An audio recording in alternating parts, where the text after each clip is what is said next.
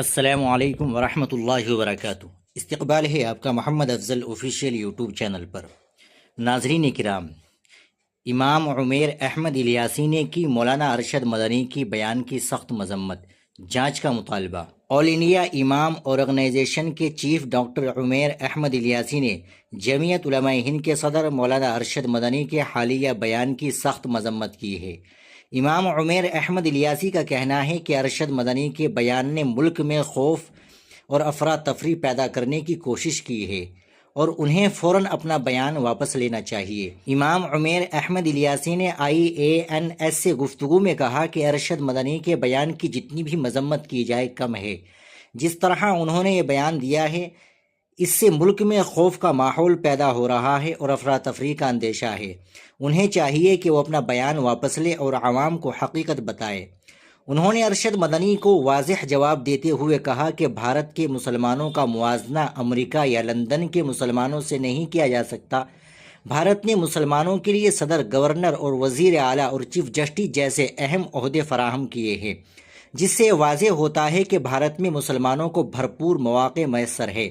اس دوران امام عمیر احمد الیاسی نے وزیر اعظم نریندر مودی کی بھی تعریف کی اور کہا کہ ان کے دور حکومت میں سول سروس بھی سب سے زیادہ مسلمان شامل ہوئے۔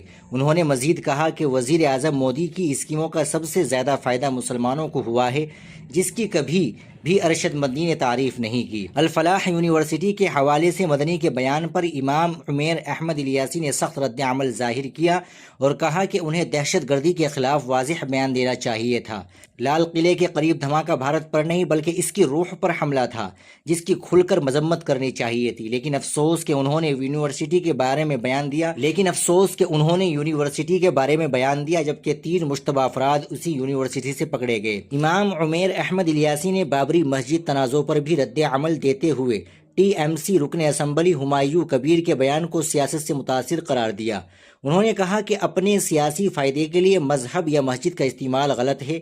بابر کو دوبارہ زندہ کر کے ملک کے ماحول کو خراب کرنے کی سازش کی جا رہی ہے اور اس میں کہیں نہ کہیں بنگلہ دیش کی جھلک محسوس ہوتی ہے۔ آخر میں امام عمیر احمد الیاسی نے اس پورے معاملے کی عدالت اور غیر جانبدارانہ تحقیقات کی ضرورت پر زور دیا تاکہ عوام میں سچائی پہنچائی جا سکے اور ملک میں امن و امان قائم رہ سکے۔ ناظرین کرام، آپ اس بیان کے تعلق سے کیا کہیں گے؟ کمنٹ باکس میں ضرور بتائیے۔